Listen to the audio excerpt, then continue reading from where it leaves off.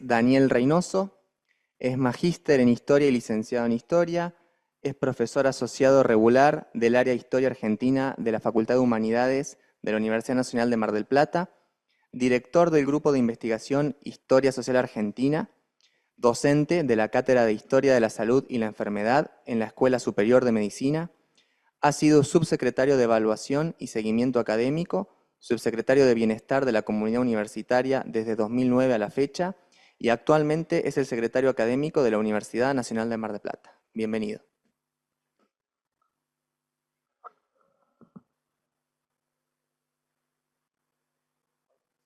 Dale.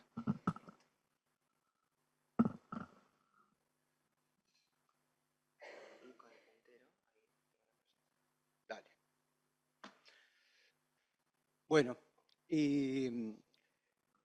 en principio pedirles disculpas a los organizadores, primero agradecerles, después disculpas porque por un pequeño accidente familiar tengo que exponer y después salgo para Pergamino, ¿no? Tengo un problema familiar ahí, pero obviamente no quería dejar de que estuviéramos presentando esto que tiene que ver con una experiencia de nuestra Universidad Nacional de Mar del Plata, que arrancó no hace mucho tiempo con la carrera de medicina, que lo hizo en un contexto atípico, ¿no? Y charlando con el doctor Pacerini recién, decíamos, ni bien alguien se enteró que íbamos a abrir medicina, porque el rector, por esta razón que les voy a decir ahora, lo hizo en absoluto secreto de que estábamos pensando abrir la carrera de medicina, porque había cierto enfrentamiento con las corporaciones médicas de Mar del Plata. Mi universidad está a punto de cumplir 62 años y cuando se pensó en su fundación, se pensó en que lo hiciera sobre una carrera de medicina, ¿no? No tenemos todavía 6 años. Entonces, ¿eso por qué pasó? Pasó porque hubo una fuerte oposición, ¿no? Que tiene que ver precisamente con algo que vamos a charlar ahora y es precisamente qué le puede aportar, ¿no? La historia a la medicina. Nuestra escuela se inicia en el año 2018, actualmente cuenta con más de 480 docentes, 8.000 estudiantes y 136 graduados, de los cuales ya 172 vamos a incorporar a partir de marzo, ¿no?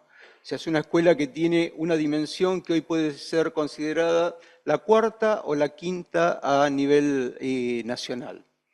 Dentro de lo que tiene que ver con esto, obviamente nosotros, ¿no? Somos parte de la cursada de Historia de la Salud. Somos 8 docentes, 4 profesores, 4 auxiliares, y obviamente tenemos una carga horaria que establece para una asignatura optativa, ¿no? Los estudiantes pueden elegir entre historia, ecología, adicciones o medicina social. Eso sería cómo está pensada la currícula. Y yo arriba había puesto algo muy chiquito porque tiene que ver con bastantes cosas que se han charlado desde el inicio hoy acá, ¿no? Es un poema de Eliot del 1925 que está en un artículo de Diego Armus. Diego Armus es un historiador muy importante para nosotros porque en algún momento hizo un trabajo sobre la eugenesia, ¿no? Y el impacto de la eugenesia y la política en nuestro país. Y decía que entre la idea y la realidad, entre la propuesta y la acción, cae la sombra. Y que nosotros vamos a hablar de la sombra, ¿no? Eso que tratamos de pensar, eso que tratamos de hacer, pero lo que finalmente podemos conseguir. Y en cierta forma por esto, ¿no? Por ese camino va lo que yo les voy a presentar en esta, ¿no? Asignatura, ¿no? Historia Argentina y Latinoamericana de la Salud. En realidad, mucho de esto surge desde el año 2000 de una red hispanoamericana de salud, en el cual participábamos algunos miembros de Argentina, México, Perú, Brasil, Venezuela, ¿no? Para discutir las cuestiones de historia de la salud. ¿Qué discutíamos? Bueno, en principio que había una historia tradicional de la medicina, que eran las biografías de los médicos, que era la biografía de sus obras, que era la historia de los hospitales, que era la historia de la aparatología, que era la historia de los medicamentos, pero que nosotros percibíamos en la renovación histórica que había algo más que decir, ¿no? Que la historia era mucho más en el área de salud que esto que se estaba pensando. Y uno de los participantes era un profesor peruano, Marcos Cueto, ¿no? Que tiene un excelente trabajo que está referido a las oportunidades de la historia en la salud y tiene dos preguntas fundamentales, ¿no? Que son las que nosotros tratamos medianamente de encuadrar en nuestro trabajo. Una es si los historiadores de la salud podemos mantener un diálogo fructífero y respetuoso con los trabajadores de la salud. Y la otra es si seguirá existiendo el interés por parte de la salud pública en la historia de la salud. ¿A qué venía todo esto? Bueno, venía todo esto a que, como decíamos, nosotros desde la historia social pensábamos en el movimiento obrero, pensábamos en género, pensábamos en las mujeres, pensábamos en las infancias, pensamos en otro tipo de historia muy distinta de la historia política, de la historia económica, y que esto podía confluir en una historia de la salud. Entonces, para ese diálogo, obviamente, hacía falta pensar, ¿no? Y como muy bien decía Cueto, las dos partes, acercar las dos partes. Por esto, cuando se empieza a pensar en la carrera de medicina, se pensó en una visión innovadora, ¿no? En algo que tiene que ver con una relación médica innovadora y la currícula integrada. Esto es, ya no se podía, ¿no?, enseñar la medicina como se hacía tradicionalmente, había formas nuevas de hacerlo, y pensando en esto, ¿no?, la experiencia de la Escuela de Medicina comenzó ¿con qué? Comenzó con pensar que si íbamos a abrir una escuela de medicina, que esto ya fue anunciado en el 2014, comenzaron a dictarse los cursos para aquellos que iban a ser los docentes de la carrera de medicina, ¿no? ¿A través de qué? A través de los interesados, obviamente pensando primero en médicos, pero también pensando en historiadores, trabajadores sociales, terapistas ocupacionales, enfermeros, ¿no?, que pudiéramos conformar esa idea de que la salud, ¿no?, al igual que se dice para la guerra que no hay que dejarla para los militares, la salud tampoco es una cuestión exclusivamente de los médicos, ¿no? Y esto es algo que nosotros lo trabajamos y lo pensamos permanentemente, ¿no? ¿Por qué? Pues decíamos, también en medicina se pasaba del individuo enfermo como objeto único y exclusivo a la prevención y promoción de la salud de la persona sana y en la comunidad, en la interdisciplina, privilegiando el trabajo en equipo, y en la reincorporación de las ciencias sociales en el trabajo médico, ¿no? Hay un cuestionamiento muy fuerte de las ciencias sociales en todas las disciplinas, ¿no? Recién la doctora Porras nos hablaba precisamente de España. En España son muchas las disciplinas que ya desde el secundario se están dejando de dictar, precisamente por carecer de interés, la filosofía, la historia, ¿no?, y la literatura. Y a nosotros nos parece que en realidad había que caminar por un camino distinto. Y esa foto con esos integrantes, esto es de una muestra que hicimos la semana pasada, por la cual pasaron más de 10.000 personas, donde promocionamos nuestras carreras, y ese es el equipo de medicina, ¿no? Son los que están ahí abrazados al esqueleto, son los que están mostrando la parte de los muñecos de simulación, y el orgullo nuestro, ¿cuál es? 3 de esas personas que están ahí son de la asignatura de historia, ¿no? Y están, obviamente, trabajando en esta cuestión de integrar equipos, de difundir y de hablar. Yo a veces los critico un poco, porque a los chicos se les va la mano, digo, cuando empiezan a explicar el funcionamiento del cuerpo humano en los muñecos, eso dejémoslo ya para los médicos, para la gente de salud. Los de historia estamos también para pensar en otras relaciones y en otras cosas. Y en esto de la currícula integrada, ¿no?, pensar los escenarios reales. Nuestros estudiantes, finalizado lo que es el primer cuatrimestre, ya están en los escenarios reales, ¿no? Lo que es las tareas de extensión, lo que es las tareas de capacitación. Se arman estas carpas en los barrios periféricos de nuestra ciudad y en esos barrios, ¿no?, se hace una atención a los pacientes en el lugar, ¿no? Se convoca a través de la sociedad de fomento, de los clubes, de las escuelas, se dice, el sábado la escuela de medicina va a estar en tal lugar atendiendo. Y son estudiantes, acompañados de auxiliares, acompañados de docentes, los que llevan adelante esta tarea. ¿Por qué es importante esta tarea? ¿No? Lo decía recién el rector Alpa, al cual le agradecemos muchísimo todos los esfuerzos que hizo de la Secretaría de Políticas Universitarias con respecto a consolidar presupuestos dentro de nuestra Universidad para Medicina. Porque en esto nosotros lo que veíamos era que en la marcha de hace 2 días hubo un acompañamiento enorme de la sociedad, que mucho tuvo que ver con algo que nos pasó a todos, ¿no? Y que se llamó 2020, ¿no? Y se llamó pandemia. Y ahí nuestra universidad, principalmente, como decíamos con Rafael recién, tenemos un director de la Escuela de Medicina que durante ese tiempo apareció hasta en la sopa, mañana, tarde y noche, indicando qué era lo que había que hacer, qué era lo que se podía hacer, de qué forma atacaba esta pandemia, qué se sabía hasta el momento. Bueno, esto fue una relación y una vinculación entre los medios de difusión y nuestra universidad enorme, ¿no? Que impulsó otras cosas, impulsó también que se hicieran estas carpas, que pudiéramos también colaborar con los comedores, que pudiéramos también hacer fondos solidarios. Nuestra universidad tuvo un fondo solidario para destinar a los comedores durante toda la pandemia. Y en cierta forma con algo que también veíamos, ¿no? Que era tratar de volver, ¿no?, a esta idea de reemplazar al médico humanista, ¿no?, que volviéramos a tener un médico humanista y no un médico técnico y reduccionista, ¿no? Esto abarca otra temática, ¿no?, que hoy está impactando en todas las disciplinas, que se llama inteligencia artificial, ¿no? Hoy por día se producen entre 5.000 y 10.000, no hay un número exacto de esto, de artículos de actualización en investigación, sobre todo en el espacio de salud. Y en distintos idiomas, en distintos formatos, no hay nadie, ¿no?, que pueda leer todo esto. Y si tenemos buenos profesionales, algunos alcanzan a leer 2 o 3 a lo sumo por día.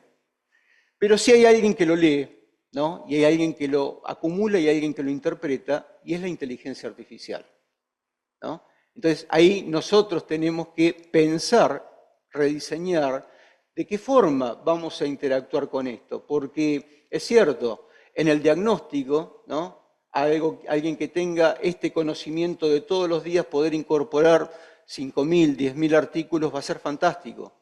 En el acompañamiento del paciente va a haber otros equipos, ¿no? Van a estar otras personas que son las que tienen que dar el carácter humano al tema de la salud, ¿no?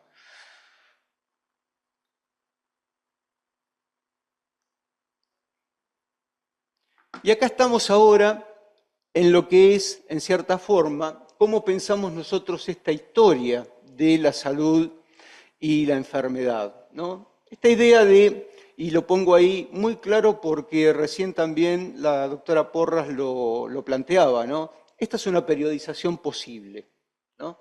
Yo cuando doy historia le digo a mis estudiantes que pueden hacer y utilizar la periodización que quieran, ¿no? Pueden pensar que la Argentina nació en 1810, que lo hizo en 1916, que lo hizo en el 2000, cuando quieran, pero la tienen que defender, ¿no? La tienen que justificar y defender. Y nosotros hicimos este programa, ¿no?, porque nos parece que lo podemos justificar y lo podemos defender. Este programa tiene, vamos a empezar al revés, la última unidad, que es el mundo bajo la pandemia de COVID-19, ¿no? ¿Por qué? Porque nos alteró todo. Y en algún caso nos favoreció, ¿no? Nosotros cuando veíamos la unidad 1 y 2, nos costaba mucho hacer entender a nuestros estudiantes que era una pandemia, que era una epidemia, que había sido la peste negra. ¿Por qué el tema del aislamiento? ¿Por qué el tema del control policial? ¿Por qué el tema de la legislación? O sea, ¿cuánto impactaba todo esto en la mentalidad de la gente? Después del 2020 todo el mundo lo había entendido, ¿no? Todo el mundo lo había padecido y todos sabíamos de qué hablábamos cuando decíamos que esto había transformado hasta los entierros, ¿no? Y la forma de entender no solamente la vida, sino también la muerte. Entonces, nosotros en esto, ¿no? Entender esta idea de la historia de la medicina, entender la historia de la salud, pasábamos después a la comprensión de la conquista del territorio americano.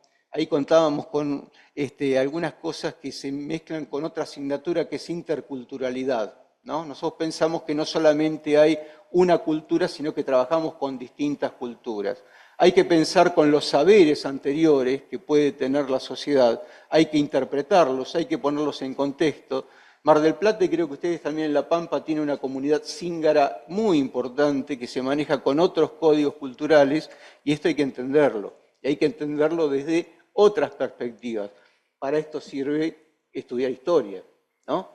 Y para esto sirve enseñarle, como muy bien dice María Silvia Dilicia, por qué era tan importante que Rosas usara las vacunas, ¿no? Como un medio de negociación.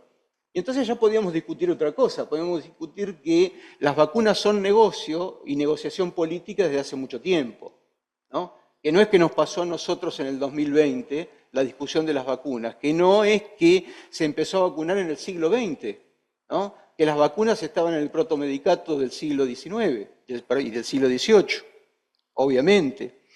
Y que esta, digamos, sanidad, mucho tiene que ver con esta cuestión de cómo fue el encuentro entre las poblaciones originarias y los europeos, ¿no? Y ahí nosotros tenemos unos personajes fantásticos para nuestra historia local, que son los jesuitas, ¿no? Mar del Plata tuvo una reducción jesuítica, ¿no? Al igual que hubo en el norte.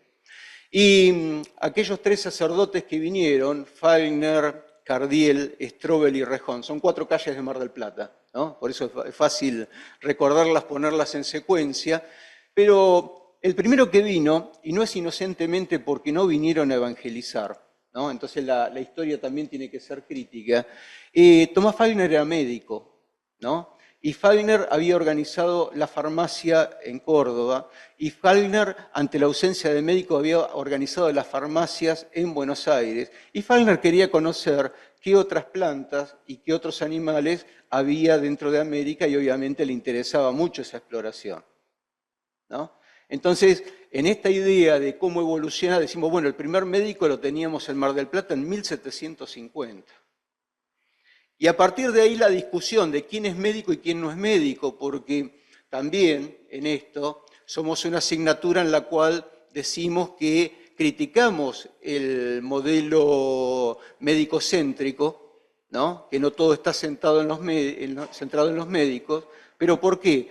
Porque en nuestra región hubo miles de personas que la habitaron y los médicos llegaron después de 1850, 1880. ¿Y antes qué había? ¿No había salud? ¿No había enfermedad? ¿No había quien curara? ¿No hubiera quien...? Sí había, pero tenían otras formas. Y a partir de eso, ¿cómo se acreditan esos saberes? ¿No? ¿Por qué el protomedicato?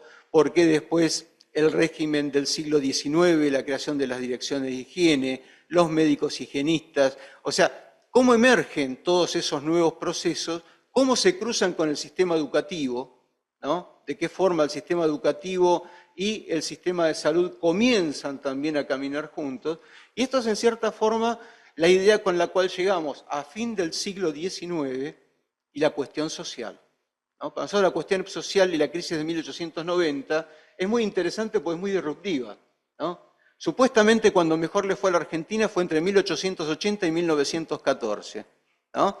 Y nadie explica qué pasó con la crisis de 1890 y la cuestión social. ¿Dónde ponemos entonces esto? Bueno, en alguna parte estaba, y obviamente la cuestión social es una pregunta que para mí sigue siendo clave, y es, ¿qué vamos a hacer con los pobres? Que no es una pregunta del siglo XIX, es hoy, ¿no? La generación del 80 tuvo una respuesta para qué hacer con los pobres, que fue integrarlos, educarlos y curarlos. Discutamos qué es lo que queremos hacer hoy, también nosotros, ¿no? Con respecto a esto. Y a partir de ahí, la creación de, no solamente la creación, sino el apoyo de los organismos internacionales de salud, la discusión, porque todo esto siempre está atravesado por el presente, ¿no? Nos tocó desde el 2015 discutir ministerio, secretaría, ¿no? Discutir si era necesario un ministerio, por qué lo había hecho Carrillo, cuáles eran las razones de Carrillo, y pensar en el 2015 y pensar hoy, ¿no? Si estamos hablando de lo mismo. Si hoy tuviéramos, ¿no?, un Ministerio de Salud como corresponde, ¿cuántos hospitales nacionales tenemos que dependen del Ministerio de Salud, ¿no? Yo les decía esto a los estudiantes y levantaba la mano. Todo el resto de los hospitales hoy son provinciales o municipales, no están dentro de la órbita de la jurisdicción nacional. Entonces tenemos que discutir, y tenemos que discutir con fundamentos, ¿no?, con respecto a qué queremos y por qué lo queremos, y ser consecuentes con toda la política. Si decimos es nacional, es todo nacional, centralizamos, formalizamos, y si decimos que lo vamos a descentralizar, veamos qué descentralizamos. Pero para esto, ¿qué está? El ejemplo de la historia, ¿no? Y la historia que puede decir, esto se creó de esta forma, existe esta cultura que hace que las provincias tengan en el 55 una recomendación de volver al régimen federal, de que desaparezca el Ministerio de Salud y vuelva a ser nuevamente provincial, con estas idas y vueltas, ¿no? Porque después, rápidamente, después se vuelve de nuevo al ministerio, pero son las cuestiones que nosotros tenemos que medianamente interpretar y prevenir. Y por supuesto después los 90, con el regreso de las epidemias, y sobre todo con una cuestión que mucho tiene que ver con la aparición de lo que fue el SIDA, ¿no? Y el ejemplo de cómo la cuestión de la enfermedad SIDA se cruzó con la moral, ¿no? Y cómo estigmatizar a que quien tenía SIDA era porque tenía una condición de género o sexual totalmente distinta, ¿no? Entonces, acá es por esto que nosotros decimos, bueno, tratamos con este programa medianamente de que en un cuatrimestre nuestros estudiantes comprendan esto, ¿no? Pero nos parece que es un aporte muy interesante que le podemos hacer, obviamente, a la discusión de qué tipo de medicina queremos y cómo la queremos pensar y diseñar, ¿no? El papel de la historia local, ¿no? En esto el papel de la historia local para nosotros es fantástico porque esa foto con todo ese personal médico es donde hoy se dicta medicina. Ahí se inició la carrera de medicina del 18 y eso fue creado por un higienista que fue Emilio Coni en 1893, o sea, 19 años después de la fundación de Mar del Plata, y que era administrado por las damas de la Sociedad de Beneficencia. Miren todo el componente político y social que teníamos ahí. Y que eso además después confluyó en un solarium para la atención de niños tuberculosos, ¿no?, cuando se pensaba que el mar y el sol eran una enorme ayuda para esta cura. Ese solarium que está ahí, si alguien conoce Mar del Plata, está ubicado en el actual Museo del Mar, Constitución y la Costa, ¿no?, aproximadamente. Y fue construido con los sueldos del presidente Irigoyen, que lo donó para este fin. Con lo cual, esto decía que el presidente Irigoyen tampoco se llevaba tan mal con las damas de la Sociedad de Beneficencia y que se podía trabajar en conjunto, ¿no? Entonces, la otra cuestión es que teníamos también en Mar del Plata ese hospital que está ahí en construcción, que es el actual IGA, ¿no? Hospital Internacional de exacto, y agudos, ¿no? Está en construcción ahí, lo inicia Carrillo, cuando llega la Revolución Libertadora queda abandonado, ¿no? Y es después retomado por una experiencia durante el gobierno de Frondizi y Oscar Allende que se va a llamar las plantas piloto, ¿no?, donde los médicos, por autogestión, trataron de llevarlo adelante. Ese hospital estaba destinado para que funcionara la carrera de medicina cuando se creara la Universidad de Mar del Plata, ¿no? Y es el que tuvo esta demora, porque esos médicos, que tenían una concepción distinta de la medicina, molestaban a la corporación médica que creía en la medicina privada, ¿no? Y por eso esa experiencia se cae. Lo que está abajo en color se llamaba Serenil, Centro de Rehabilitación de los Niños Lisiados. se crea para la misma época, tiene una construcción comunitaria. Es un médico, Juan Tesone, que recurre a los sindicatos, a las asociaciones empresarias. ¿Para qué? Para poder tratar a los niños que habían sufrido la epidemia de polio, del 52 y del 56. ¿No? Fue un centro de referencia latinoamericano, ¿no? Y funcionó sobre los aportes que hicieron los particulares, ¿no? Hasta que en el 74 fue nacionalizado y es el actual INAREPS. Y lo que está a la izquierda, a la derecha, en blanco y negro ese cuadradito, ¿no? Es el Hospital Privado de Comunidad, ¿no? También otra institución extremadamente interesante en los 60 de nuestra ciudad, que se construye con fondos del PAMI. Es el PAMI el que financia la construcción de ese hospital, con una característica, que los médicos que crean ese hospital privado de comunidad son los que estaban anteriormente en la planta piloto y eso que estaba en construcción, que era el hospital de Carrillo. Entonces, este impacto de la historia local nos sirve para explicar muchas cosas, sobre todo para saber, ¿no? Todo el mundo de lo que es el área de salud, que tenemos una historia particular, que está impactada por los conflictos locales, provinciales, nacionales, y que también, obviamente, esto nos genera esta idea de, bueno, ¿qué comparaciones hacemos?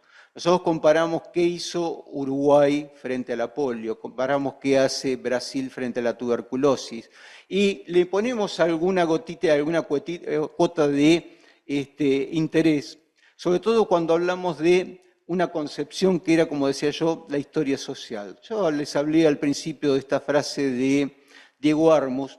Diego Armus tiene un excelente artículo que a nosotros nos sirve para provocar bastante también a los estudiantes, que es la huelga de los enfermos, ¿no? De cuando un grupo de enfermos decide llevar adelante una huelga porque no estaba de acuerdo ni con la comida, ni las condiciones en las cuales estaban los hospitales, ni con el tipo de vacuna que les iban a dar, ¿no? Entonces, bueno, esto dice, bueno, acá no es que juegan nada más que los médicos, los enfermeros, los trabajadores, juegan los pacientes también. Entonces, volver a esa visión de que la salud somos todos, nos pareció también por demás interesante. Y algo que nos habían pedido que era, bueno, dentro de las historias que tenemos, cómo metemos investigación, extensión dentro de esta carrera de medicina, ¿no?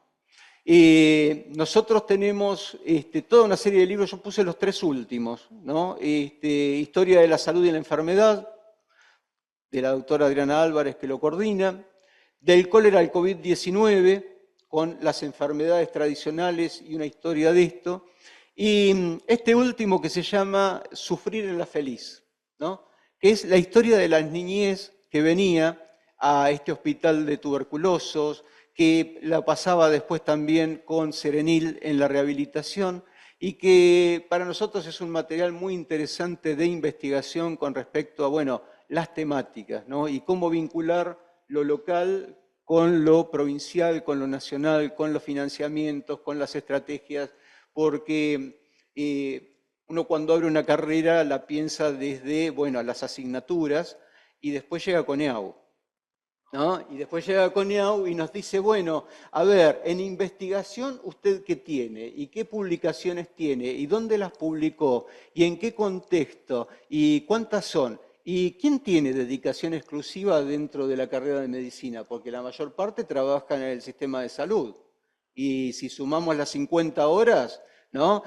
Para hacer publicar un paper hay que tener una parcial, hay que tener una exclusiva, y no está. Nuestro régimen de investigación no permite que el docente con una simple sea considerado ni categorizado. Entonces son todas perspectivas que nosotros tenemos que poner en el diseño y repensarlas, ¿no? En cuanto a cómo vamos a justificar esto. Nosotros tenemos una asociación muy importante con la Universidad del Centro y con la Universidad del Sur, con la Universidad de La Pampa, ¿no? Aunque menos porque, bueno, ustedes están empezando, pero la idea es esta, la idea es compartir, ¿no? La idea es compartir procesos de investigación, la idea es compartir pasantías, la idea es compartir capacitaciones, y la idea de esto es precisamente, bueno, poder finalizar, que nuestros estudiantes puedan finalizar y llegar a buen puerto. Yo les dije que teníamos una escuela que va a ser facultad por el estatuto de nuestra universidad, porque ahora ya tiene graduados en el próximo año, que está pensando en los 172 estudiantes que están distribuidos por todo el país haciendo sus prácticas profesionales. Tenemos un enorme problema, ya no tenemos capacidad, obviamente en Mar del Plata, no nos alcanzan ya los lugares de la región sudeste de la provincia, porque recuerden que tanto dijimos, Unicen, que es Tandil, también tiene medicina en Olavarría, Sur, en Bahía Blanca, también tiene medicina, y tenemos todo el conurbano también con medicina, más La Plata, más la ciudad de Buenos Aires. Entonces nosotros tenemos, después si lo pueden agrandar ahí la figura la van a poder ver, tenemos en Salta, tenemos en Chaco, tenemos en Formosa, Misiones, Corrientes, San Luis, Neuquén y también en Chubut, estudiantes que están haciendo sus prácticas profesionales en convenio con otras instituciones de salud de cada una de estas provincias. Con este perfil de un médico general, con este perfil de un médico humanista y con este perfil de participar en todos los concursos de residencias buscando nuevos perfiles, ¿no? Lo veo a Rafael Pacerini, que tiene un posgrado también en nuestra escuela de medicina general, medicina familiar. Tenemos otro posgrado ya también aprobado, que es el de pediatría, ¿no? Y que obviamente esto genera, esto que yo decía, a mí me lo dijeron, no lo creí en su momento, pero cuando nosotros estábamos por abrir medicina, un evaluador de CONEAU me dijo, ustedes van a ver que hay un antes y un después de una universidad que tenga la carrera de medicina, ¿no? Y esto se cumplió, ¿no? Afortunadamente, a favor, ha sido un impacto muy favorable. Pero yo les puedo asegurar que nuestra universidad no es la misma de hace 10 años ni la misma de hace 5 años, ¿no? Y que mucho de esto, todo el tema de salud, ha tenido un impacto muy relevante. Así que bueno, muchas gracias y a disposición de ustedes.